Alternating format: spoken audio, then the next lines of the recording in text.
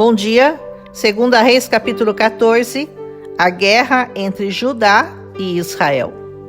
Começa a reinar Amazias, filho de Joás, rei de Judá, aos 25 anos, e ele vai reinar por 29 anos em Jerusalém. Fez o que era reto aos olhos do Senhor, mas não como Davi, porque não retirou os altos onde o povo ainda sacrificava e queimava incenso. Tendo confirmado seu reino, matou os servos que mataram seu pai.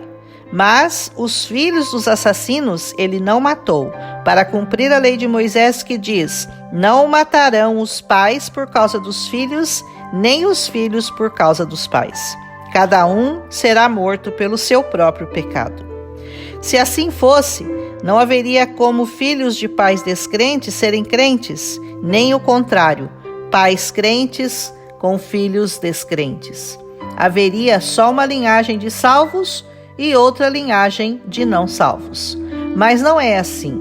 Temos a oportunidade de escolhermos servir ao Senhor, mesmo que nossos pais tenham seguido pelos caminhos da idolatria.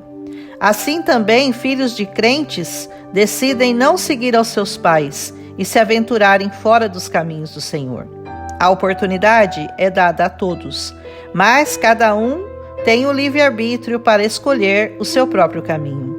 O livro de Reis é cheio de filhos que imitaram os pais e de outros que não os imitaram, seja para seguir ao Senhor ou para deixar de segui-lo para ir atrás de outros deuses. Os outros deuses estão relacionados aos pecados do mundo e de seus falsos atrativos. Amazias feriu 10.000 edomitas no Vale do Sal e tomou a Selá na guerra, mudando seu nome para Jocteel, que quer dizer Deus é perfeição. Amazias, rei de Judá, então, envia um recado a Jeoás, rei de Israel, para que se encontrassem face a face, ou seja, para que medissem forças. Porém, Jeoás lhe responde: o cardo que estava no Líbano mandou dizer ao cedro que estava no Líbano: dá tua filha por mulher a meu filho.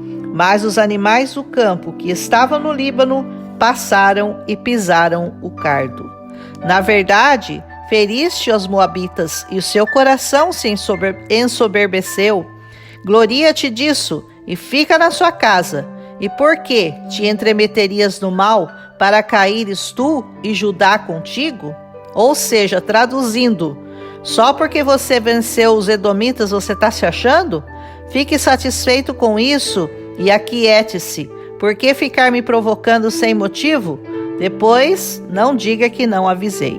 Mas Amazias não deu ouvidos e foi encontrar-se com Joás, e eles se encontraram face a face em Bet-Semes, que está em Judá. E Judá foi ferido diante de Israel, e cada um fugiu para a sua tenda. E Jeoás, rei de Israel, adentrou em Jerusalém e tomou todo o ouro e toda a prata que estavam na casa do Senhor e nos tesouros da casa do rei, e também os reféns, e voltou a Samaria. Os demais detalhes da batalha entre Jeoás e Amazias estão escritos em crônicas. Jeoás morreu e foi sepultado em Samaria, e Jeroboão, seu filho, reinou em seu lugar. Amazias ainda viveu mais 15 anos depois da morte de Jeoás. Conspiraram contra Amazias e o mataram em Laquis, para onde tinha fugido, e o trouxeram em cavalos e o sepultaram em Jerusalém. E o povo tomou a Azarias, que já tinha 16 anos, e o fizeram rei em lugar de Amazias, seu pai. Este edificou a Elate e a devolveu a Judá depois que o rei morreu. Em Israel, começou a reinar Jeroboão, filho de Jeoás, e este reinou 41 anos. Esse fez o que era mal aos olhos do Senhor, e não se apartou dos pecados de Jeroboão, filho de Nebate, que fez pecar a Israel. Jeroboão restituiu os termos de Israel, desde Amate até o mar da planície, conforme a palavra do Senhor que falou pelo ministério de Jonas, filho do profeta Amitai, o qual era de Gat-Hefer. Porque o Senhor viu que era amarga a miséria de Israel e que não havia escravo nem livre e nem ninguém que ajudasse a Israel, e ainda o Senhor não falara em apagar o nome de Israel de debaixo do céu, Ele os livrou por meio de Jeroboão, filho de Jeoás. E Jeroboão morreu, e seu filho Zacarias reinou em seu lugar. Este capítulo é triste, porque mostra uma guerra entre irmãos, entre Judá e Israel. E nessa guerra só há perdedores. Amazias teve tudo para construir um reino de paz, mas acabou morto por conspiradores. Ele trocou a retidão ao Senhor pela exaltação própria e foi medir forças contra seu próprio povo. Já Jeroboão II seguiu na mesma linha dos pecados de Jeroboão I. Já perceberam que a referência monárquica de Israel é sempre Jeroboão e Davi? Quando é para falar de inteireza de coração, Davi é a referência. Quando é para falar de um coração corrupto, Jeroboão é que é a referência. O nosso nome pode falar contra ou a favor de Deus. Quando o usamos para medir forças com outros, lançamos por terra o nome de Jesus, que é o nome que tem que ser nossa referência de vida e de unidade. Jesus nos oferece a oportunidade e o privilégio de recebermos a impressão do seu nome em nossas vidas. Unidos, somos mais fortes. Atos 1,14 diz que todos perseveravam unânimes em orações.